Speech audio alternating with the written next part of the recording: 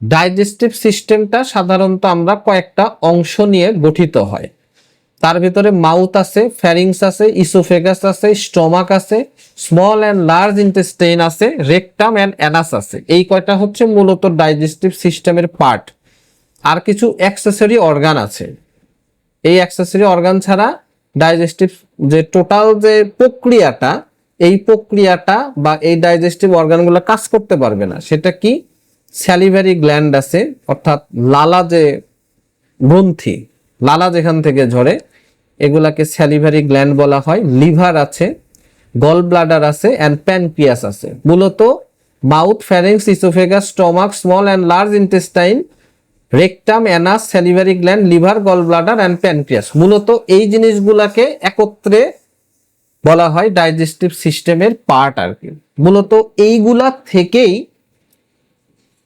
এগুলাই হচ্ছে মানে মৌলিক যে ডাইজেস্টিভ সিস্টেম এইটা আর কি।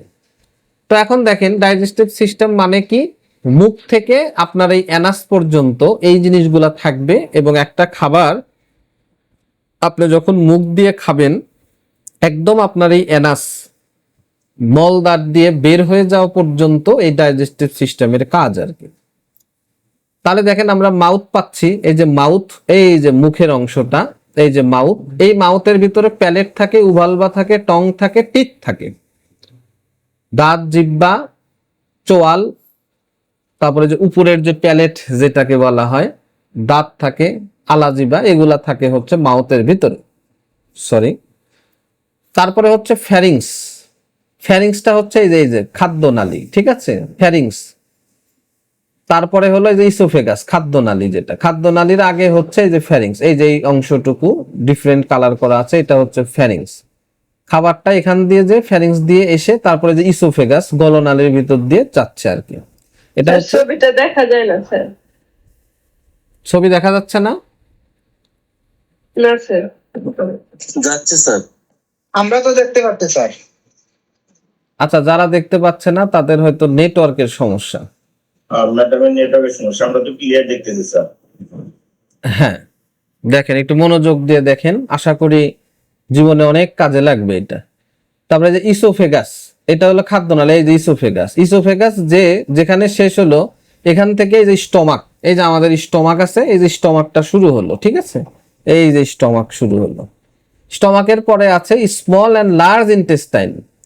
স্মল ইন্টেস্টাইন, এই যে স্টমাকের পরে এই যে এখান থেকে শুরু হলো স্মল ইন্টেস্টাইন, স্মল ইন্টেস্টাইন, এই যে এখান থেকে শুরু হলো, ঠিক আছে, স্মল ইন্টেস্টাইন। আর এই স্মল ইন্টেস্টাইনের পরেই শুরু হলো হচ্ছে লার্জ ইন্টেস্টাইন আর কি, ঠিক আছে, লার্জ ইন্টেস্টাইন আর কি। আচ্ছা, তারপরে হচ্ছে কি স্যালিভারি গ্ল্যান্ড, এই যে স্যালিভারি গ্ল্যান্ড, এই যেগুলা হচ্ছে লালা গ্রন্থি, ঠিক আছে, এই যে লালা গ্রন্থি।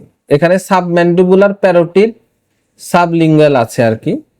তারপরে হচ্ছে লিভার। লিভার কোনটা? কলিজা। এই যে দেখেন লিভার হচ্ছে এইটা, এটাকে বলা হচ্ছে লিভার। লিভার মানে কলিজা। এখানে যে ছবিটা দেওয়া আছে এটা একদম খুব ইজি একটা ছবি।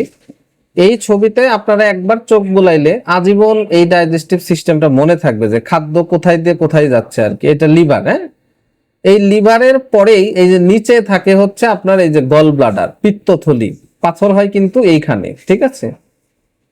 তারপরে হচ্ছে গল ব্লাডার, তারপরে হচ্ছে প্যানক্রিয়াস, অগ্নাশয়, যেখান থেকে ইনসুলিন তৈরি করে। অগ্নাশয়টা কোথায়? এই যে অগ্নাশয়, এই যে অগ্নাশয়, ঠিক আছে, এটা হলো প্যানক্রিয়াস আর কি, এটাই হলো অগ্নাশয়। এই যে সিমের বিচির মতো যে অংশটা, এটা হলো অগ্নাশয়। তো এটাই হলো মূলত ডাইজেস্টিভ সিস্টেম। তো এখানে যে চিত্রগুলা দেওয়া আছে, এই চিত্র অত্যন্ত সুন্দর চিত্র।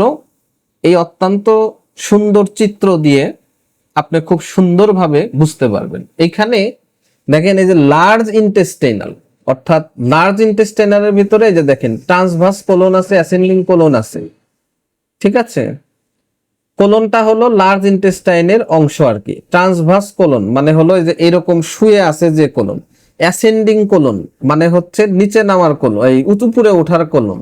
এই যে এই দিক দিয়ে খাবার উপরে উঠতেছে, এই জন্য উপরে উঠতেছে, এই জন্য এটাকে অ্যাসেন্ডিং বলা হচ্ছে। মূলত এটাই হচ্ছে কোলন আর কি। হ্যাঁ, এই কোলনটা যেটা উপরের দিকে হয়ে থাকে এটাকে অ্যাসেন্ডিং বলে, যেটা আড়াআড়ি পড়ে থাকে মাটির দিকে সমান্তরাল ভাবে পড়ে থাকে এটাকে ট্রান্সভার্স কোলন বলছে।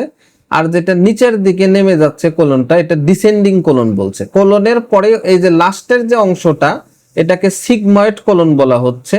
তারপরে হচ্ছে রেকটাম, তারপরে হচ্ছে এই যে অ্যানাস, ঠিক আছে।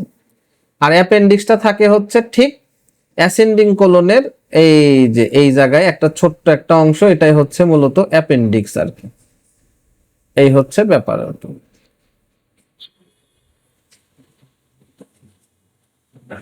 এবার হচ্ছে এই যে দেখেন এটা আরো স্যালিভারি গ্ল্যান্ড, এটা আরো সুন্দরভাবে আরো একটু ক্লোজ শট নেওয়া আছে। মূলত এই পিকচারটা খুবই সুন্দর পিকচার। এই পিকচারের ভিতরে সবকিছুই খুব স্পষ্ট করে দেওয়া আছে ডাইজেস্টিভ সিস্টেমের।